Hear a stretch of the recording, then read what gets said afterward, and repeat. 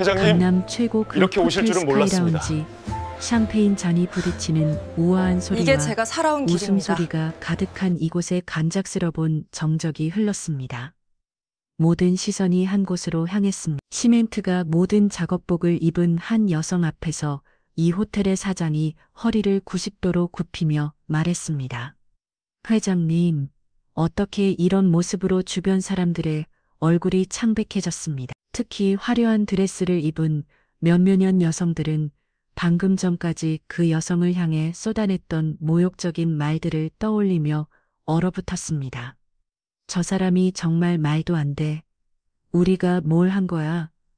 대체 무슨 일이 벌어진 걸까? 왜 고급 호텔의 사장이 작업복 입은 여성에게 그렇게 깊숙이 인사를 했을까요?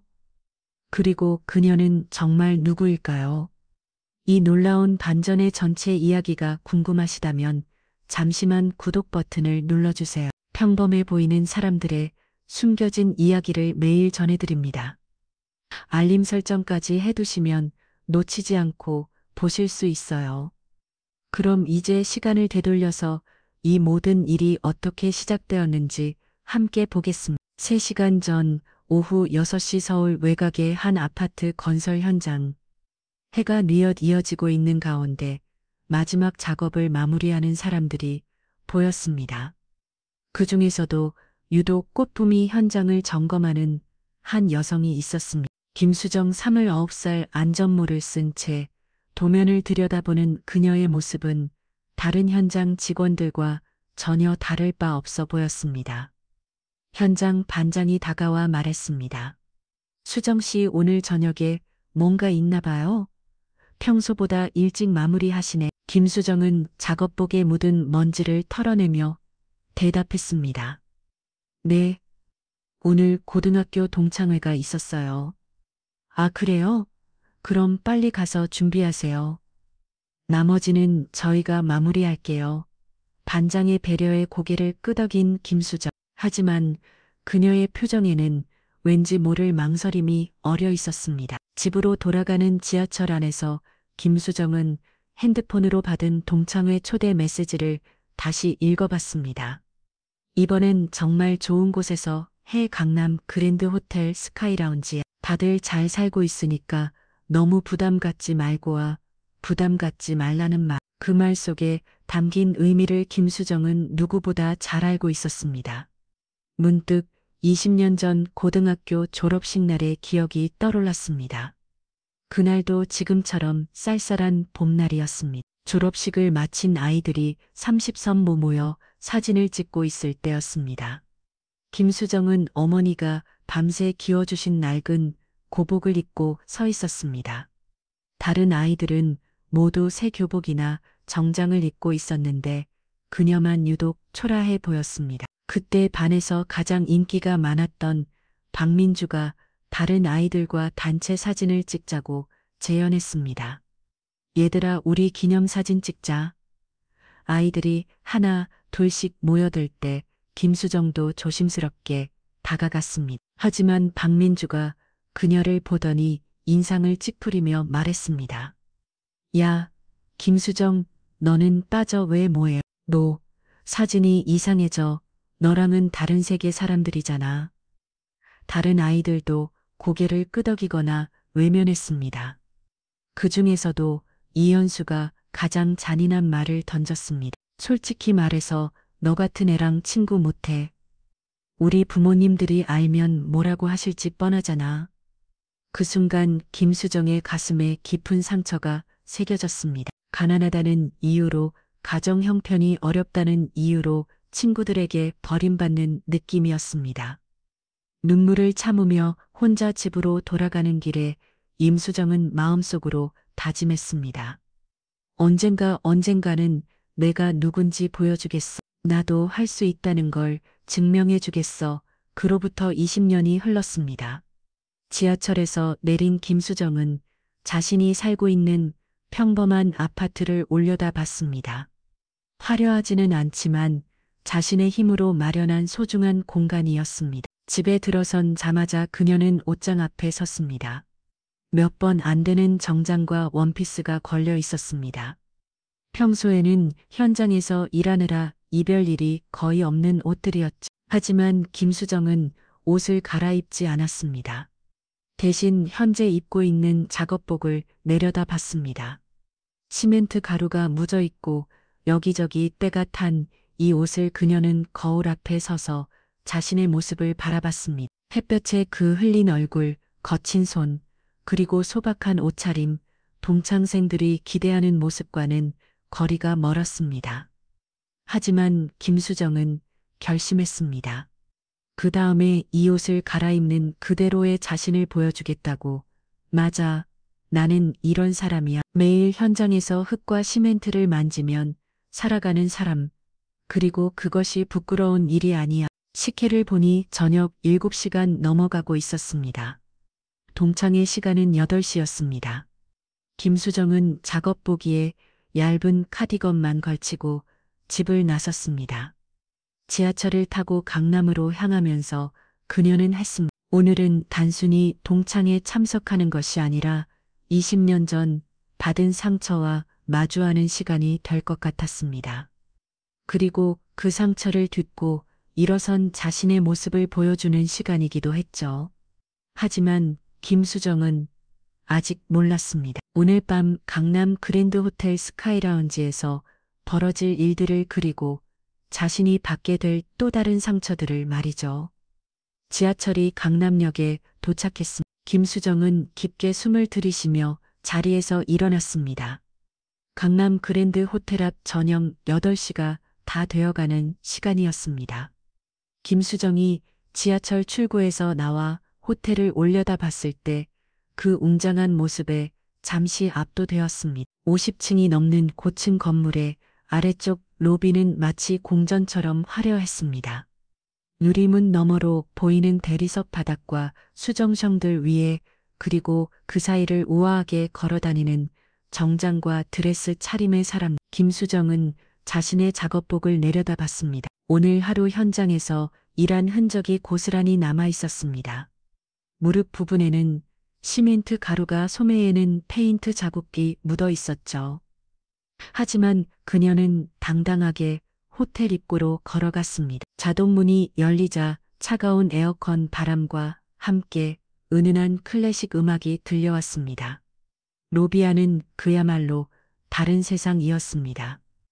김수정이 몇 걸음 들어서자 입구 근처에 서 있던 보안요원의 시선이 그녀에게 꽂혔습니다. 보안요원은 김수정의 차림새를 위아래로 훑어보더니 성큼 다가왔습니다. 실례합니다만 어디로 가시는 건가요? 목소리에는 명백한 의심이 담겨 있었습니다. 아, 저는 스카이라운지에서 있는 모임에 참석하려고. 김수정이 정중하게 답했지만 보안요원의 표정은 더욱 굳어졌습니다. 스카이라운지요. 거기는 초대받은 분들만 들어갈 수 있는 곳인데 혹시 신분증이나 초대장 같은 거 있으신가요? 주변에 있던 다른 사람들이 하나 둘씩 이쪽을 쳐다보기 시작했습니다. 화려한 드레스를 입은 여성들이 수군거리는 소리가 들려왔습니다. 저런 차림으로 왜 여기에 호텔 청소하러 온 건 아닐까. 보안이 왜 이렇게 허술해. 김수정은 가방에서 핸드폰을 꺼내 초대 메시지를 보여줬습니다. 여기 초대 메시지가 있어요. 서른이 기동창에. 보안 요원이 메시지를 확인하고서야 미안한 표정을 지었습니다. 하지만 그의 눈에는 여전히 의구심이 남아 있었죠. 아, 죄송합니다. 네, 엘리베이터로 47층으로 가시면. 김수정이 엘리베이터로 걸어갈 때 됨에서 들려오는 수군거림이 더욱 심해졌습니다.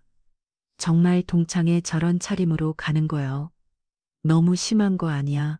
다른 사람들 생각은 안 한. 47층 스카이라운지 입고 김수정이 도착했을 때 이미 많은 동창생들이 와 있었습니다.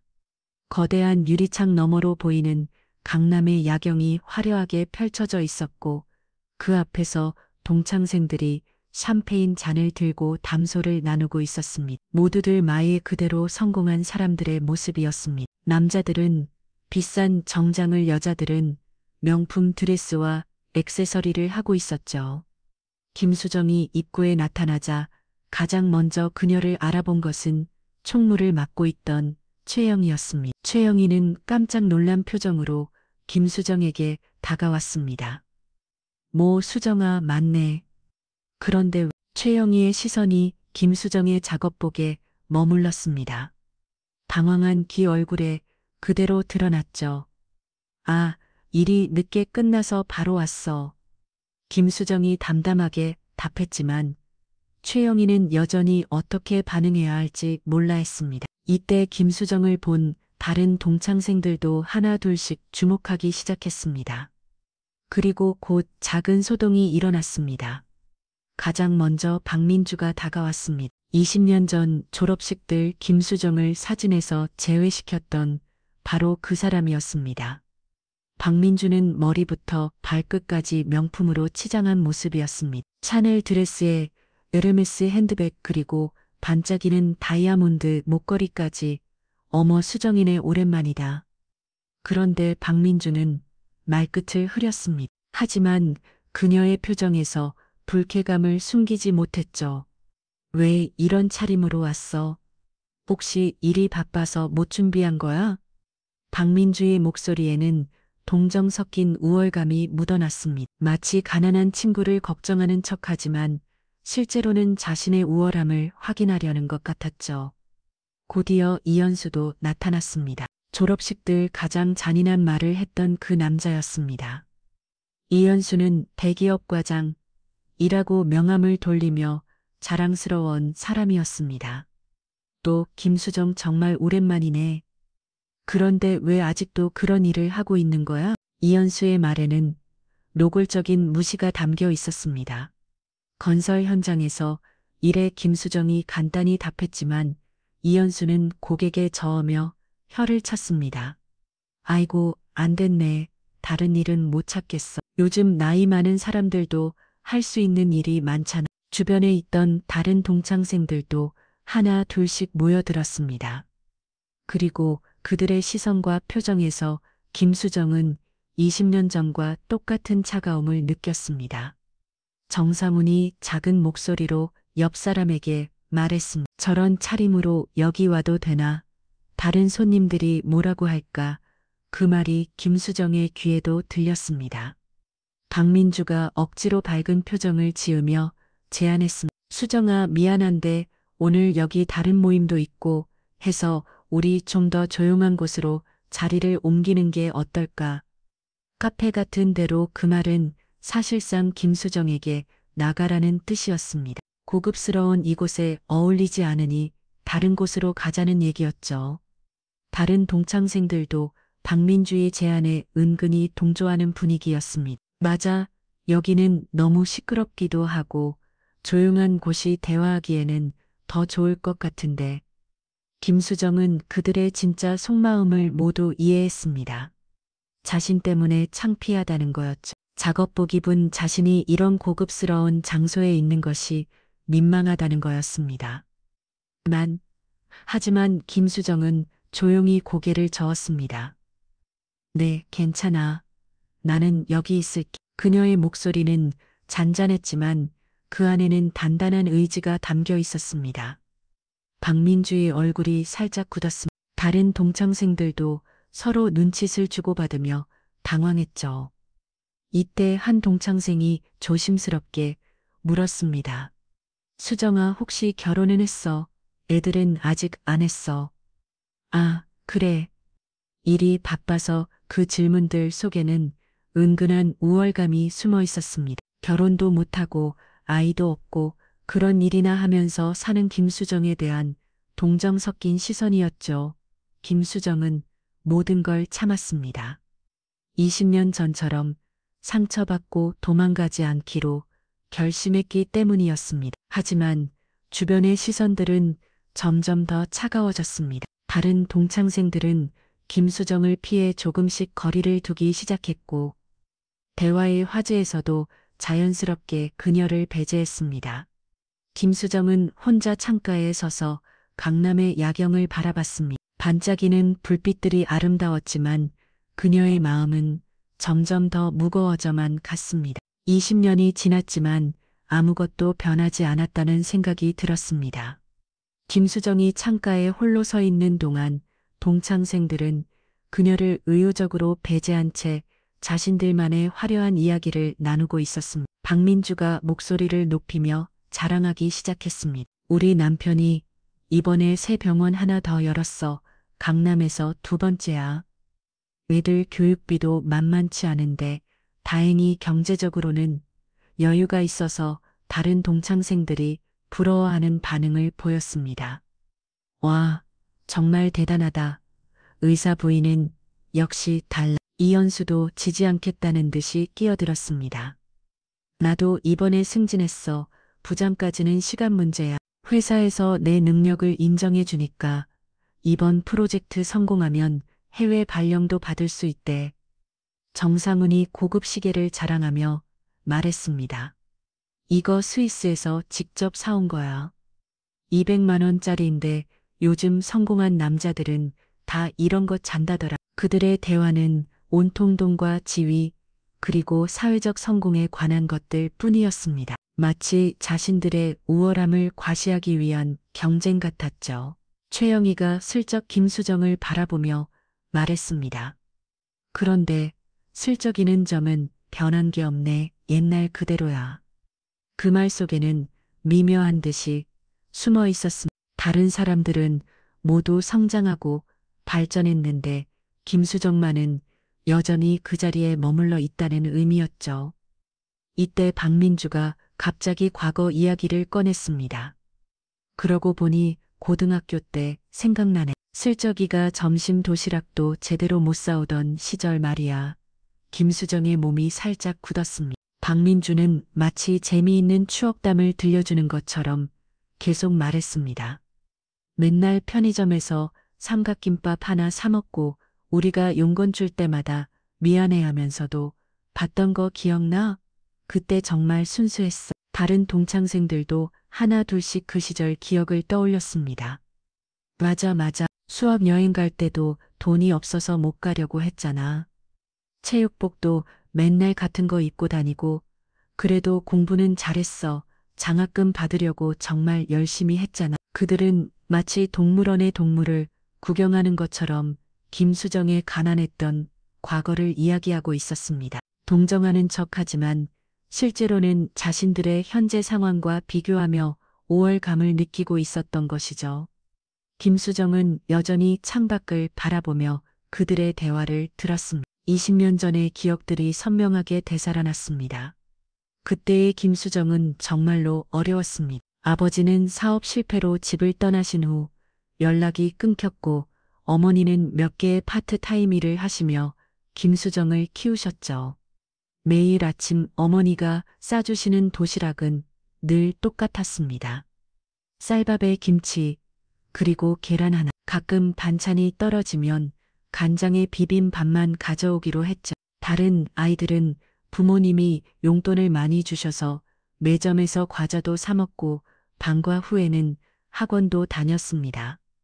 하지만 김수정에게는 그런 것들이 모두 꿈 같은 이야기였죠. 하지만 김수정은 그 어려움을 이겨내기 위해 누구보다 열심히 공부했습니다. 도서관에서 해가 질 때까지 책을 읽고 집에 와서도 늦은 밤까지 복습을 했죠. 장학금을 받는 것이 고일한 희망이었기 때문입니다. 그리고 결국 김수정은 전교 1등을 유지했습니다. 선생님들도 그녀의 노력을 인정해 주셨고 대학 추천서도 써주셨죠. 하지만 동급생들에게 김수정은 언제나 가난한 아이로만 기억되었습니다. 동정의 대상이거나 아니면 자신들의 우월감을 확인해주는 비교 대상 일뿐이었죠. 현재로 돌아온 김수정은 여전히 창밖을 바라보고 있었습니다. 이현수가 다가와서 말했습니다. 김수정아, 너무 서운해하지 마. 우리가 무시하려는 게 아니라 그냥 현실적으로 생각해봐. 지금 내 상황으로는 우리랑 어울리기가 힘들잖아. 이현수의 말에는 로고 일적인 계급의식이 드러나 있었습니다. 솔직히 말해서 우리는 이제 다른 세계에 살고 있어. 나는 대기업 과장이고 민주는 의사 부인이야. 너는 글쎄 건설 현장에서 일하잖아. 김수정이 천천히 고개를 돌려 이현수를 바라봤습니다. 그녀의 눈에는 이상한 빛이 들어 있었습니다. 분노도 아니고 슬픔도 아닌 뭔가 다른 감정이었죠. 그래서 김수정의 목소리는 의외로 차분했습니다. 이현수는 그 반응이 의외던지 당황했습니다.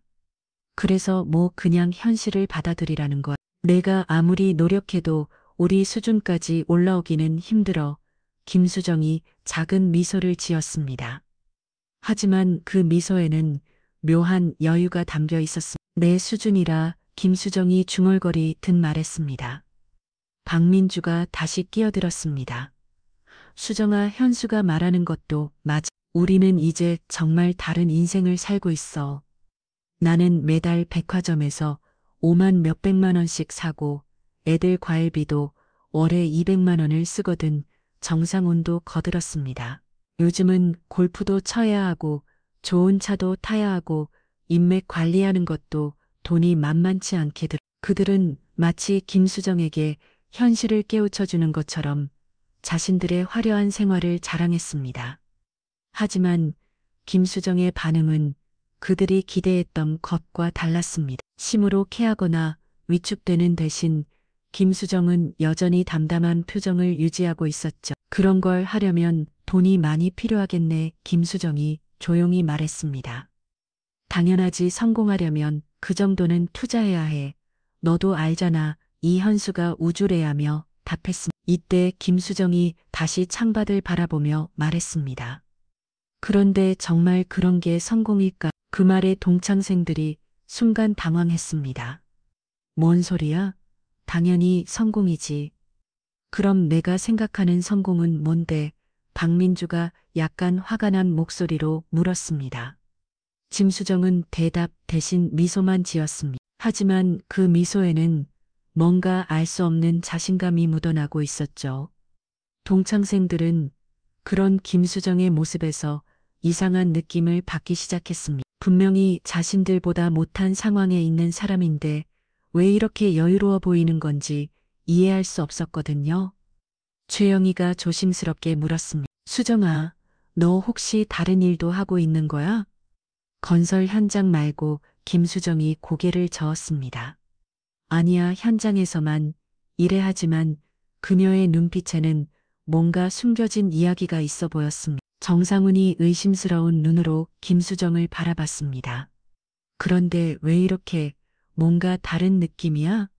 다른 동창생들도 고개를 끄덕였습니다. 분명히 작업복을 입고 왔고 건설 현장에서 일한다고 했는데 그들이 기대했던 것과는 다른 반응을 보이고 있었거든요. 보통이라면 자신들의 성공 자랑을 듣고 위축되거나 부러워해야 하는데 김수정은 오히려 여유롭고 자신만만해 보였습니다. 김수정이 시계를 보며 말했습니다. 시간이 꽤 늦었네. 그리고 자리에서 일어나려는 듯한 기색을 보였습니다. 박민주가 급하게 말했습니다. 벌써 가려고. 우리 아직 많이 모니하게 했는데.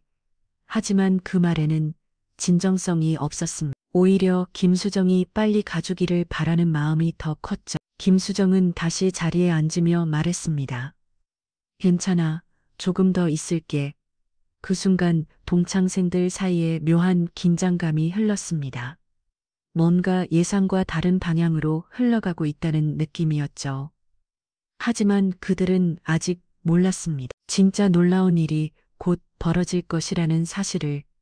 시간이 흐르면서 동창생들의 태도는 더욱 노골적으로 변했습니다. 처음에는 그나마 예의를 차리려고 했던 그들이 이제는 김수정을 아예 대화해서 배제하기 시작했습니다. 박민주가 다른 동창생들과 함께 기념사진을 찍자고 제안했습니다. 얘들아, 우리 사진 좀 찍자. 이렇게 모이기 힘든데. 동창생들이 하나 둘씩 모여들기 시작했습니다. 하지만 김수정은 자연스럽게 제외되었습니다. 김수정이 다가가려고 하자 박민주가 손을 내주었습니다. 아, 수정아, 잠깐만. 우리 먼저 찍을게. 뭐예요? 그냥 좀 더 어울리는 사람들끼리 먼저 찍는 거야 어울리는 사람들이라는 표현. 그 말 속에 담긴 의미를 김수정은 너무나 잘 알고 있었습니다. 정상훈이 작은 목소리로 옆 사람에게 속삭였습니다. 솔직히 저런 차림으로 같이 찍으면 사진이 좀 그렇지 않겠어? 그 말이 김수정의 귀에도 들렸습니다. 더욱 충격적인 것은 최영희의 말이었습니다. 그리고 미안한 얘기지만 좀 냄새도 나는 것 같고. 현장에서 하루 종일 일한 김수정의 몸에서 시멘트와 흙냄새가 나는 것은 당연했습니다. 하지만 그것을 이렇게 노골적으로 말하다니. 김수정의 얼굴이 순간 굳었습니다. 이현수가 거들었습니다. 맞아, 여기는 고급 호텔이잖아. 다른 손님들한테도 민폐고 동창생들은 김수정을 완전히 배제한 채 사진을 찍기 시작했습니다. 집 플래시가 터질 때마다 김수정의 가슴에는 깊은 상처가 새겨졌습니다. 20년 전 졸업식 때와 똑같은 상황이었습니다. 김수정은 혼자 구석으로 물러섰습니다. 참았던 감정들이 한계에 도달하고 있었습니다. 그때 갑자기 어머니의 기억이 떠올랐습니다. 5년 전 어머니가 돌아가시기 전 병원에서의 마지막 대화였습니다. 수정아, 병상에 누워 계신 어머니가 간에 달한 목소리로 김수정을 불렀습니다. 김수정은 어머니의 손을 꽉 잡고 있었습니다. 마른 나뭇가지처럼 항상해진 그 손에서 어머니의 생명력이 서서히 빠져나가고 있음을 느낄 수 있었습니다. 엄마 말씀하지 마세요. 힘드실 테니까. 하지만 어머니는 마지막 힘을 내어 말씀하셨습니다. 내가 제대로 못 키워서 미안하다. 무슨 소리세요? 엄마가 얼마나 잘 키워주셨는데. 아니야. 다른 집 아이들처럼 예쁜 옷도 못 사주고 용돈도 제대로 못 줬잖아. 김수정의 눈에서 눈물이 흘러내렸습니다. 어머니는 계속 말씀하셨습니다. 그때 학교에서 친구들이 너를 무시할 때 얼마나 마음이 아팠는지 모른다. 어머니는 모든 걸 알고 계셨습니다. 김수정이 학교에서 당하던 모든 것들을. 하지만 우리 딸은 꿋꿋하게 견뎌냈잖아. 누구보다 열심히 살았고 어머니가 김수정의 손을 더욱 꽉 잡으셨습니다. 수정아, 엄마는 내가 성공하는 모습을 보고 싶다. 그 누구보다 당당하게 고개를 들고 사는 모습을. 엄마 약속해줘. 절대 포기하지 말고 내 꿈을 이뤄라.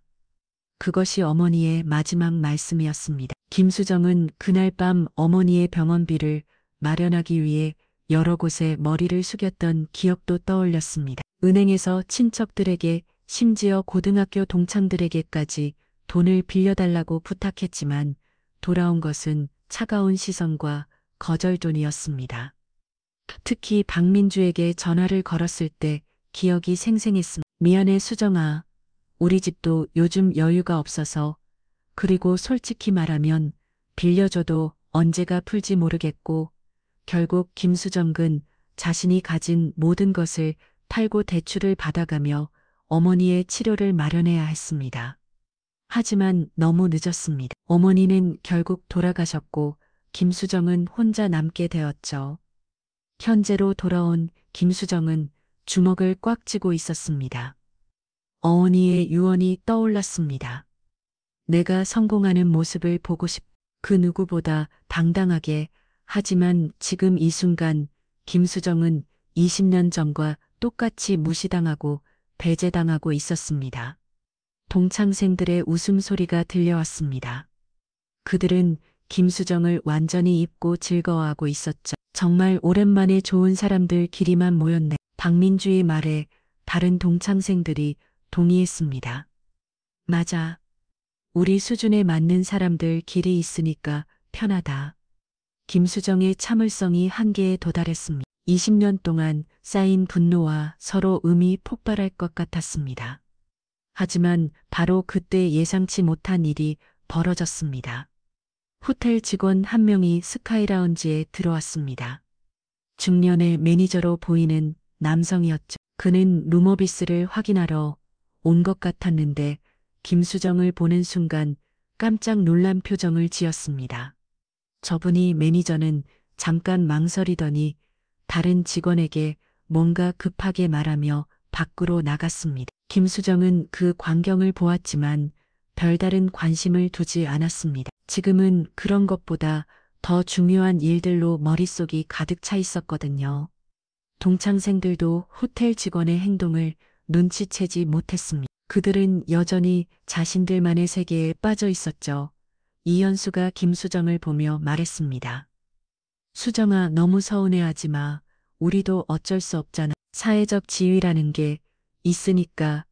그 말이 마지막 방아쇠가 되었습니다. 김수정이 천천히 그들을 바라봤습니다. 그녀의 눈에는 이전과는 다른 빛이 들어 있었습니다. 분노도 슬픔도 아닌 뭔가 차갑고 단단한 감정이었습니다. 사회적 지위. 김수정이 조용히 말했습니다. 그래, 현실을 인정해야지. 우리는 성공했고. 너는. 이현수가 말을 마치기도 전에 김수정이 일어났습니다. 그 순간 분위기가 순식간에 바뀌었습니다. 뭔가 큰일이 벌어질 것 같은 긴장감이 흘렀죠. 동창생들은 김수정의 변화된 분위기를 느꼈지만 그것이 무엇을 의미하는지는 몰랐습니다. 김수정은 창가로 걸어가 강남의 야경을 내려다봤습니다. 그 수많은 불빛들 중에서 얼마나 많은 건물들이 자신과 관련이 있는지를 생각하면서, 하지만 동창생들은 아직 그 사실을 몰랐습니다. 그들 앞에 서 있는 여성이 누구인지, 그리고 곧 어떤 일이 벌어질지를 말이죠. 김수정의 입가에 미묘한 미소가 떠올랐습니다. 이제 때가 온 것 같았습니다. 어머니의 유언을 지킬 시간이. 김수정이 창가에 서서 야경을 바라보고 있는 동안 동창생들의 대화는 더욱 과격해졌습니다. 박민주가 다른 동창생들과 작은 목소리로 의논했습니다. 이거 정말 곤란한데. 다른 호텔 손님들도 쳐다보기 시작했어. 정상훈이 고개를 끄덕였습니다. 여기 워낙 고급 호텔이라 보안도 까다로운데 혹시 문제 생기면 어떻게. 이현수가 결정적인 말을 꺼냈습니다.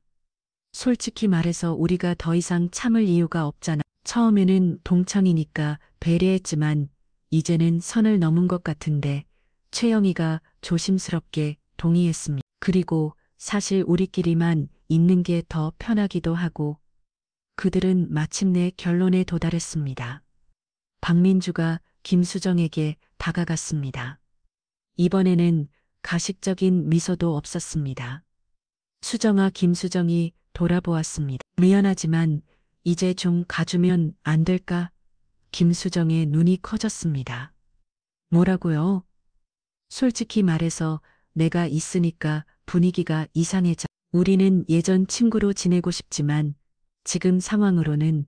이현수가 더 직설적으로 말했습니다. 수정아, 현실을 봐. 내가 여기 있는 게 어울리지 않아. 우리도 체면이 있고 여기 오신 다른 분들한테도 실례잖아. 정상훈도 거들었습니다. 그리고 솔직히 냄새도. 여기는 고급 호텔이야. 좀 생각해봐. 김수정의 얼굴이 창대해졌습니다. 20년 만에 만난 동창생들이 자신을 공개적으로 쫓아내고 있었습니다. 정말 그렇게 생각해요. 김수정의 목소리가 떨렸습니다. 박민주가 단호하게 답했습니다. 미안해. 하지만 이게 현실이야. 다른 동창생들도 하나 둘씩 고개를 끄덕이거나 외면이 지내렸습니다. 최영희가 마지막으로 말했습니다. 우리가 나쁘게 하려는 게 아니라 정말로 서로를 위해서요. 너도 여기 있으면 불편하잖아. 김수정은 그 순간 완전히 혼자라는 걸 느꼈습니다. 20년이 지났지만 여전히 그들에게는 배제당해야 할 존재였던 것이죠. 김수정의 눈에서 눈물이 글썽이었습니다. 알겠어요. 그녀가 가방을 들고 일어서려는 순간이었습니다. 도대체 무슨 소리야? 갑자기 들려온 큰 목소리에 모든 사람들이 깜짝 놀라 돌아왔습니다. 스카이라운지 입구 쪽에서 중년의 남성이 급하게 걸어오고 있었습니다. 고급 청장을 입고 호텔 직원 명찰을 달고 있는 것으로 보아 호텔 관계자인 것 같았습니다. 박민주가 당황하며 말했습니다. 저희가 시끄럽게 했나요? 죄송합니다. 하지만 그 남성의 시장에 있는 것입니다. 김수정을 본 순간 그 남성의 얼굴이 완전히 변했습니다. 놀라움과 당황, 그리고 뭔가 다른 감정들이 복잡하게 얽혀 있습니다. 회장님, 그 남성이 갑자기 큰 소리로 외쳤습니다. 그리고는 김수정 앞에서 허리를 90도로 깊숙이 굽혔습니다. 회장님, 어떻게 이런 모습을 보여줬습니까? 스카이라운지 전체가 순식간에 정적에 휩싸였습니다. 동창생들은 입을 떡 벌린 채 그 광경을 바라봤습니다. 방금은 마이너스 그 남성의 정체가 호텔 사장이라는 것이 명확해졌습니다. 마이너스은 여전히 김수정 앞에서 허리를 굽힌 채였습니다. 죄송합니다. 회장님, 저희가 미리 알았더라면. 김수정이 조용히 말했습니다. 괜찮아요. 사장님, 일어나세요. 아니요. 회장님, 정말 죄송합니다. 이런 무례가 이때 다른 호텔 직원들도 하나 둘씩 스카이라운지로 들어왔습니다. 매니저, 웨이터, 심지어 로비에서 근무하던 직원들까지. 그들은 모두 김수정을 보자마자 김수정이 인사했습니다. 회장님, 안녕하십니까? 회장님께서 오신 줄 몰랐습니다. 스카이라운지는 완전히 다른 분위기가 되었습니다. 마치 중요한 VIP가 깜짝 방문한 것처럼 동창생들은 여전히 무슨 일이 벌어지고 있는지 이해하지 못하고 있었습니다. 정상훈이 떨리는 목소리로 물었습니다. 저기 혹시 사람을 잘못 보신 거 아닌가요? 호텔 사장이 정상훈을 날카롭게 바라봤습니다. 잘못 봤다고요? 이분이 바로 저의 호텔이. 김수정이 조용히 손을 들어 사장을 말렸습니다. 잠깐만요. 김수정은 동창생들을 하나하나 바라봤습니다. 그들의 얼굴에는 완전한 충격과 당황이 가득했습니다. 박민주는 얼굴이 새하얗게 질려서 말을 할 수도 없었습니다. 이현수는 입술이 바들바들 떨리고 있었습니다. 최영희는 의자에 주저앉아 버렸습니다.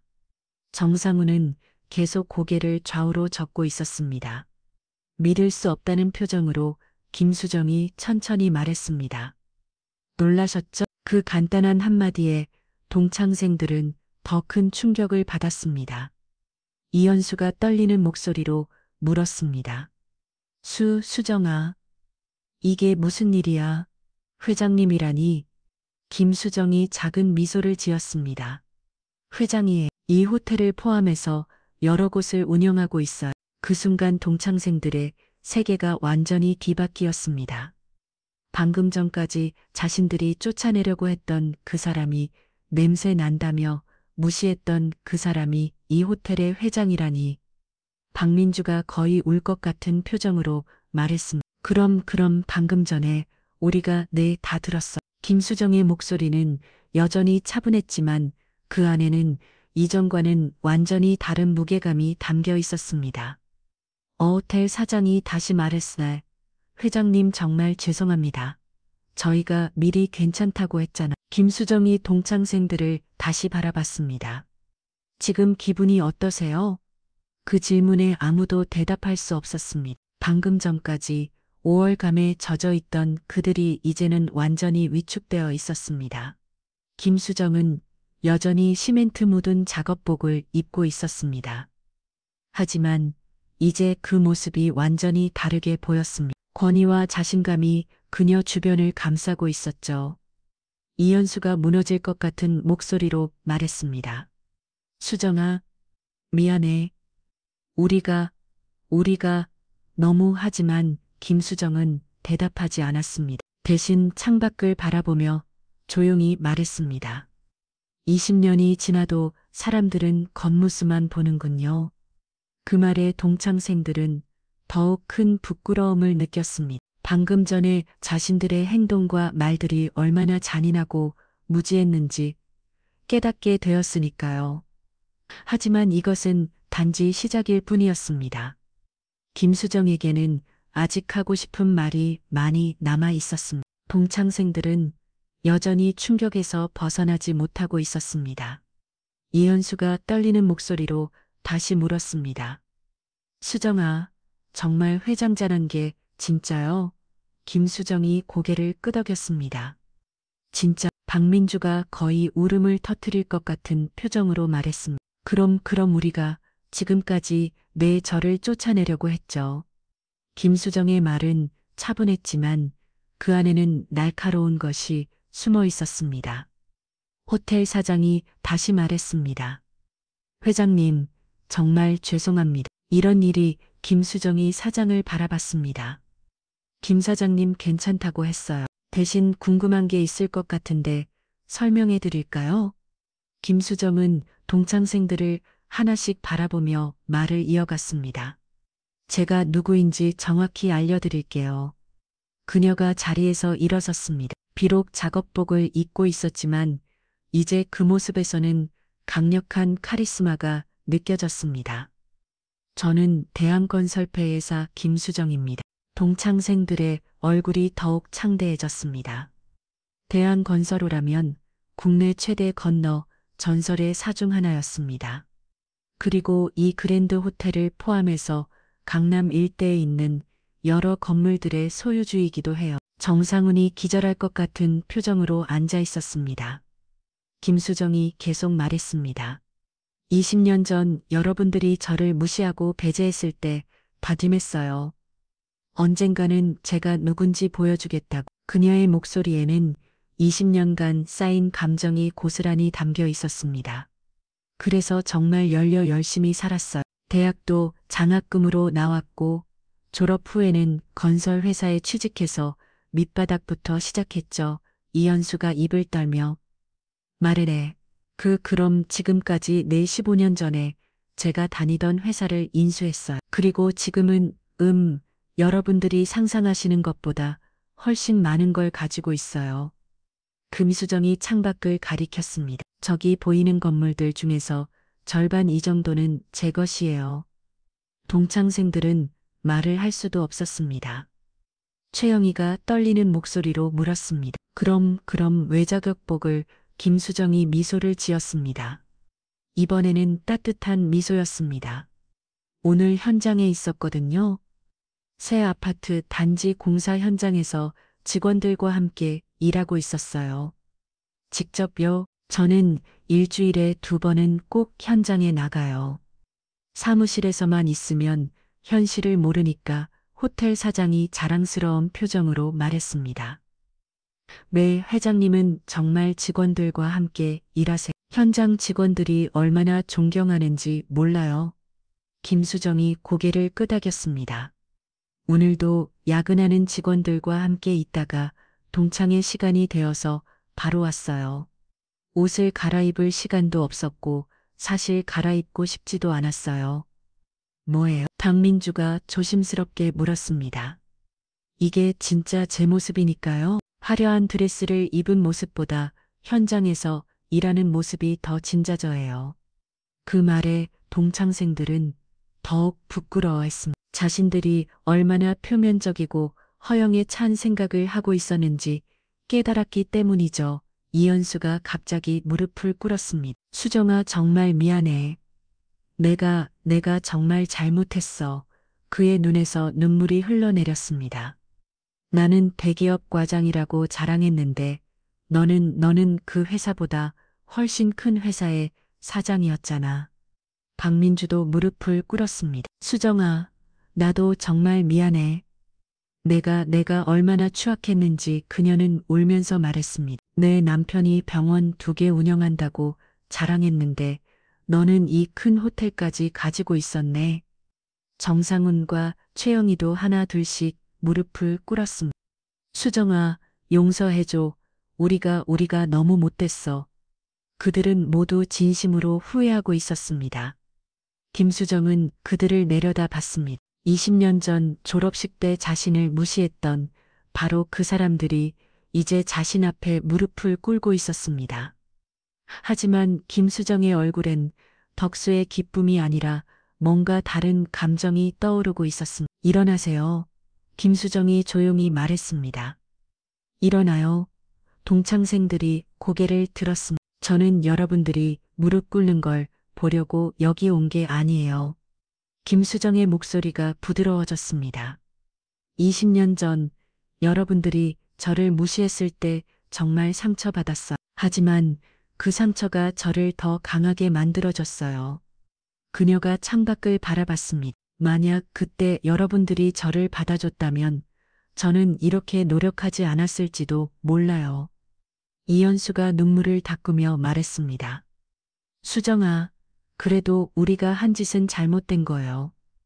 분명히 김수정이 단호하게 말했습니다. 사람을 겉모습으로 판단하는 것, 가난하다고 무시하는 것, 그런 건 절대 옳지 않아요. 그녀가 동창생들을 하나씩 바라봤습니다.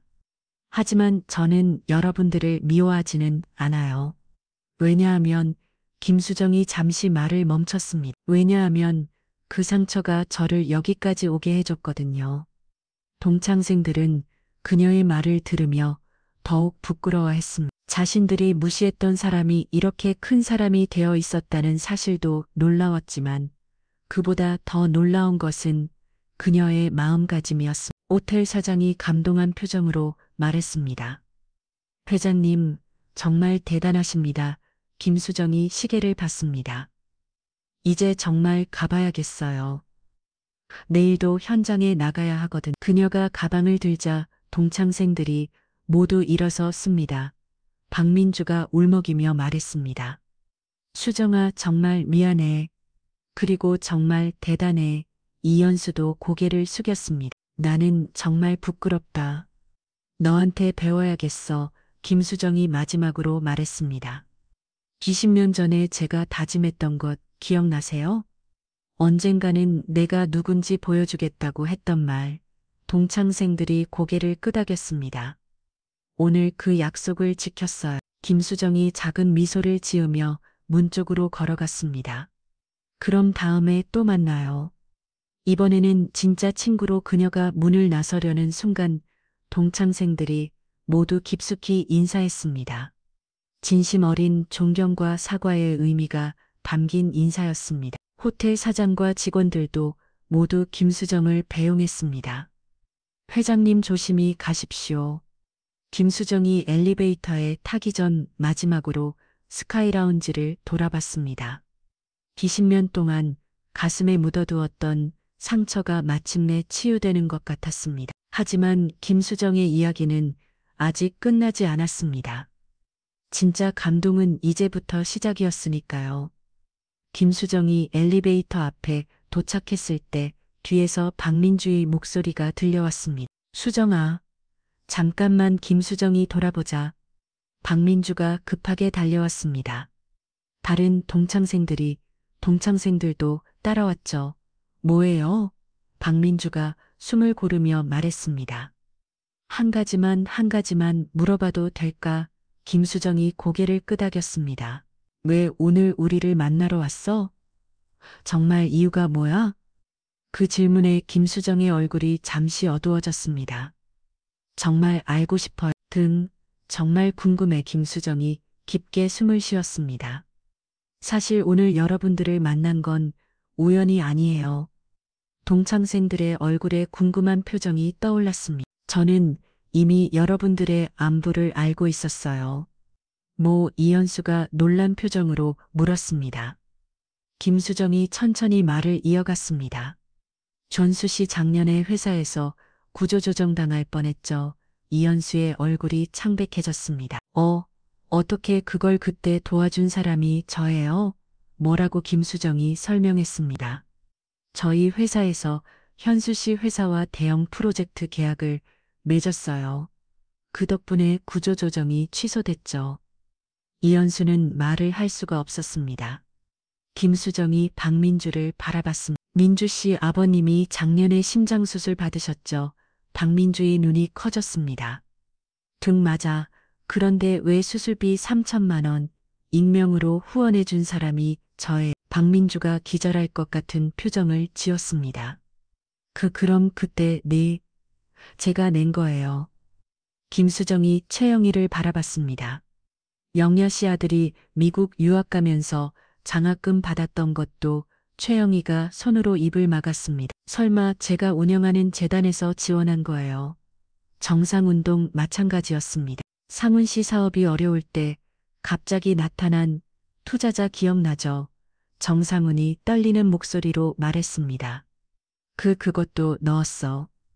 네, 동창생들은 완전히 충격에 빠졌습니다. 자신들이 그렇게 무시했던 사람이 몰래 자신들의 가장 어려운 순간에 도움의 손길을 내밀고 있었다는 사실을 박민주가 울음을 터뜨렸습니다. 수정아. 그런데 왜 우리를 도와준 거야? 김수정의 눈에도 눈물이 고였습니다. 어머니가 돌아가시기 전에 하얀 말씀이 있어요. 그녀의 목소리가 떨렸습니다.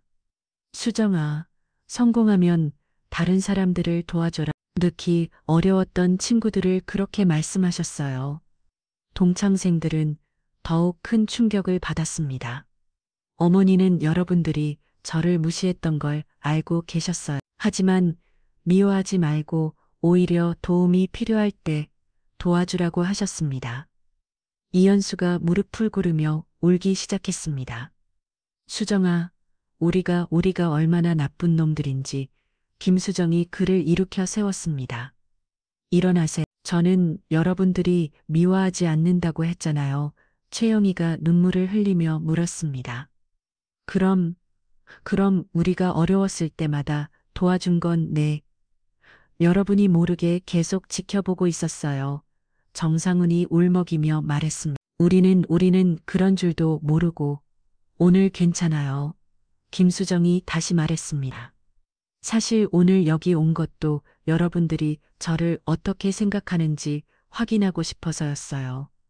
그녀가 작업복을 내려다봤습니다. 이 옷을 입고 온 것도 일부러였어요. 겉모습이 바뀌어도 여러분들의 마음은 그대로인지 보고 싶었거든요. 박민주가 부끄러운 표정으로 말했습니다. 우리는 완전히 실패했네. 아니에요. 김수정이 미소를 지었습니다. 여러분들이 진심으로 사과하는 모습을 보니 마음이 바뀔 수 있다는 걸 알았어요.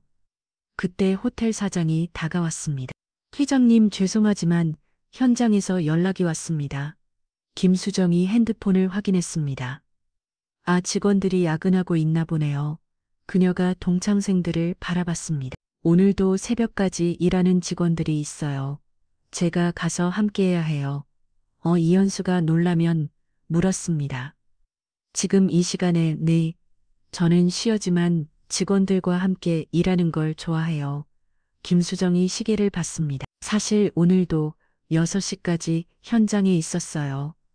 그래서 바로 여기로 왔죠. 정상원이 감탄하며 말했습니다. 정말 대단해. 그런 큰 회사 사장이면서도 돈이 많다고 성공한 게 아니에요. 김수정이 말했습니다. 진정한 성공은 다른과 함께 성장하는 거예요. 저 혼자만 잘 사는 게 아니라 제 주변 사람들도 행복하게 만드는 것. 그녀가 동창생들을 하나씩 바라봤습니다. 여러분들도 그런 사람이 되셨으면 좋겠어요. 겉모습이나 지위로 사람을 판단하지 말고 진짜 그 사람의 마음을 보는 사람이요. 박민주가 눈물을 닦으며 말했습니다. 수정아, 정말 고마워. 그리고 정말 미안해. 다른 동창생들도 고개를 끄덕였습니다. 김수정이 마지막으로 말했습니다. 오늘 정말 좋은 하루였어요. 여러분들의 진짜 마음을 알 수 있어서. 그녀가 엘리베이터로 향했습니다. 그리고 앞으로도 계속 연락해요. 이번에는 진짜 친구로. 엘리베이터 문이 닫히기 전 김수정이 마지막으로 손을 흔들었습니다. 동창생들은 모두 깊숙이 인사했습니다. 존경과 감사, 그리고 미안함이 가득 담긴 인사였죠. 엘리베이터가 내려가고 동창생들은 한동안 그 자리에 서 있었습니다. 이현수가 중얼거렸습니다. 우리가 정말 바보였구나. 박민주도 고개를 끄덕였습니다. 그래, 우리는 겉모습만 보고 사람을 판단했어. 최영희가 말했습니다. 수정이가 진짜 성공한 사람이야. 돈이 많아서가 아니라 마음이 그렇게 큰 사람이어서. 정상훈이 창밖을 바라보며 말했습니다. 저 밑에서 지금도 일하고 있을 직원들을 생각하면 정말 존경스러워. 그들은 그제야 깨달았습니다. 진정한 성공이 무엇인지, 그리고 진짜 훌륭한 사람이 어떤 사람인지를. 김수정은 이미 로비를 나와 차에 타고 있었습니다. 현장으로 향하면서 그녀는 오늘 하루를 생각했습니다. 상처받았던 과거와 마침내 화해할 수 있었고, 진짜 친구들을 얻을 수 있었습니다. 무엇보다 어머니의 가르침을 실천할 수 있어서 마음이 따뜻했습니다. 엄마 저 잘했죠. 김수정이 하늘을 바라보며 속으로 말했습니다. 그리고 현장에서 기다리고 있을 직원들을 생각하며 발걸음을 재촉했습니다. 진짜 리더는 이런 것이었습니다. 성공했다고 잊지 않고 항상 함께하는 사람. 김수정이 호텔을 떠난 후 스카이라운지는 한동안 조용했습니다. 동창생들은 각자의 자리에 앉아 오늘 벌어진 일들을 되새기고 있었습니다. 박민주가 먼저 입을 열었습니다.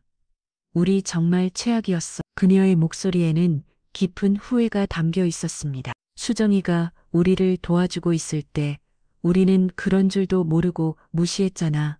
이현수가 고개를 떨어뜨렸습니다. 내가 가장 못했어.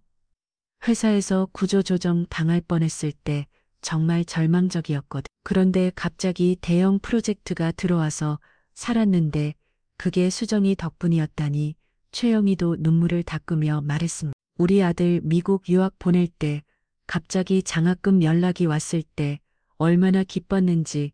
그게 수정이가 해준 거였어. 정상훈이 주먹을 쥐었습니다.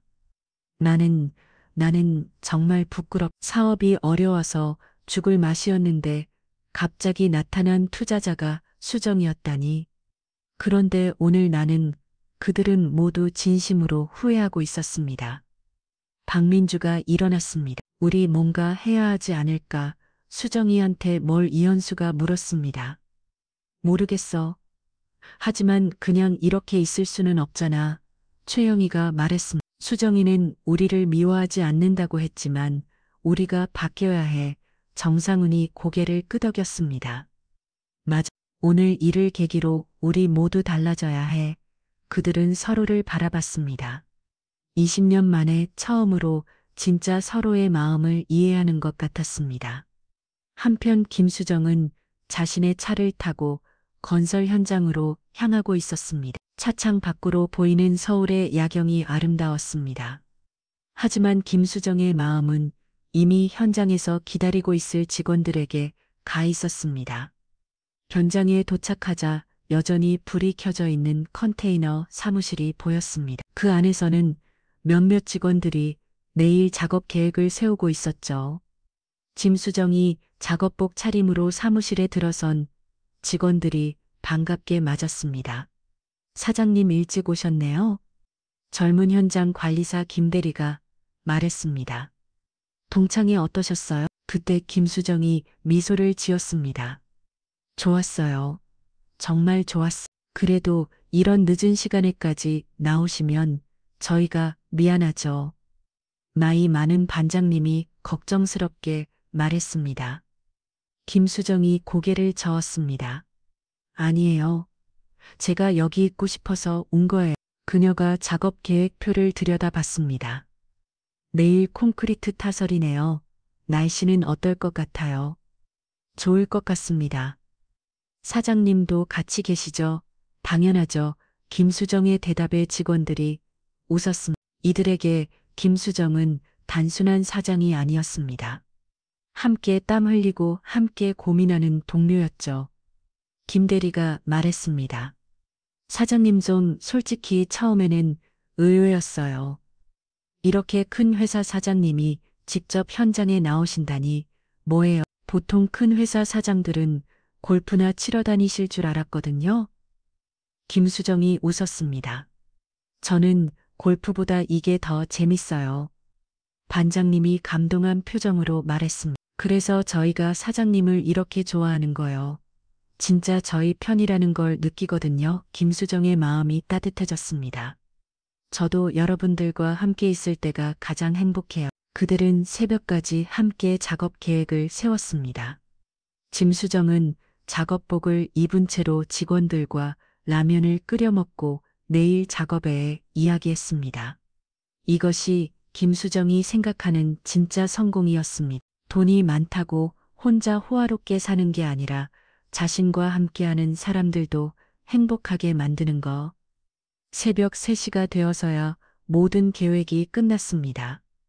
김수정이 직원들에게 말했습니다. 오늘은 여기서 마무리하고 내일 일찍 만나요. 사장님도 일찍 들어가세요. 피곤하실 텐데. 김수정이 고개를 끄덕이며 사무실을 나왔습니다. 밖은 여전히 쌀쌀했지만 그녀의 마음은 배뜻했습니다. 차에 타서 집으로 가는 길에 김수정은 오늘 하루를 돌이켜봤습니다. 동창생들과의 만남은 그녀에게 많은 것을 깨닫게 해주었습니다. 사람들은 겉모습으로 판단하기 쉽고 편견을 가지기 쉽다는 것. 하지만 진심을 보여주면 언제든 변할 수 있다는 것. 무엇보다 어머니의 가르침이 옳았다는 것을 다시 한번 확인했습니다. 미워하지 말고 도와주라. 그 말씀 덕분에 오늘 진짜 친구들을 얻을 수 있었습니다. 김수정이 집에 도착해서 샤워를 하고 침대에 누웠을 때 핸드폰에 메시지가 왔습니다. 박민주에게서 온 메시지였습니다.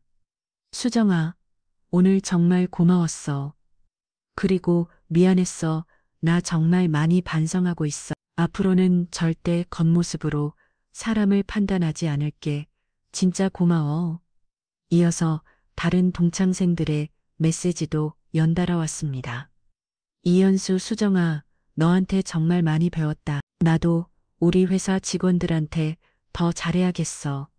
최영이 오늘 집에 와서 아들한테 내 이야기를 해줬어. 아들이 정말 감동하더라. 고마워. 정상은, 수정아, 나도 사업하면서 직원들하고 더 가까워져야겠어. 너를 보면서 진짜 리더가 뭔지 알겠다. 김수정은 메시지들을 읽으며 미소를 지었습니다. 오늘의 일이 헛되지 않았다는 생각이 들었습니다. 그녀는 답장을 보냈습니다. 여러분 모두 고마워요. 내일부터 우리 모두 더 좋은 사람이 되어요. 진짜 친구로 지내요. 메시지를 보내고 나서 김수정은 침대맡에 있는 어머니 사진을 바라봤습니다. 엄마, 오늘 정말 좋은 하루였어. 엄마가 가르쳐 주신 대로 살았더니 이렇게 좋은 일들이 생기네요. 사진 속 어머니는 따뜻하게 웃고 계셨습니다. 김수정은 내일을 생각했습니다. 현장에서 직원들과 함께 일하고 새로운 프로젝트를 계획하고 더 많은 사람들을 도울 방법을 찾는 일, 그리고 이제는 진짜 친구가 된 동창생들과의 새로운 관계도 모든 것이 희망적이었습니다. 다음 날 아침 4명의 동창생들은 각자의 직장에서 변화된 모습을 보였습니다. 박민주는 평소 무시하던 병원 척소 직원들에게 따뜻한 인사를 건넸습니다. 이현수는 회사에서 후배들과의 점심시간을 가졌습니다. 최영희는 동네 마트에서 일하는 분들께 더 친절하게 되었습니다. 정상우는 자신의 직원들과 진솔한 대화 시간을 가졌습니다. 모두 김수정에게서 배운 것들을 실천하고 있었습니다. 그리고 김수정은 그 시각 건설 현장에서 작업복을 입은 채로 직원들과 함께 땀을 흘리고 있었습니다. 그녀의 얼굴에는 진짜 행복이 있었습니다. 성공이라는 이런 것이었습니다. 많은 돈을 가지고 낳은 높은 지위에 있는 것이 아니라 다른 사람들과 함께 성장하고 서로를 이해하며 어려운 사람들을 도울 수 있는 것. 김수정은 그것을 어머니에게서 배웠고 오늘 동창생들에게 전해주었습니다. 그리고 그 가르침은 계속 이어질 것입니다. 진정한 성공은 혼자만의 것이 아니라 함께 나누는 것이니까요. 20년 전 받은 상처가 오늘 가장 큰 선물로 바뀐 하루. 김수정의 이야기는 우리 모두에게 묻습니다. 당신은 사람을 어떻게 바라보고 계신가요? 겉몸만 보시나요? 아니면 진짜 그 사람의 마음을 보려고 노력하시나요? 진정한 성공이라는 무엇이라고 생각하시나요? 김수정의 대답은 이미 나아 있습니다. 함께하는 것, 도움을 주는 것, 그리고 사랑하는 것, 그것이 진정한 성공입니다.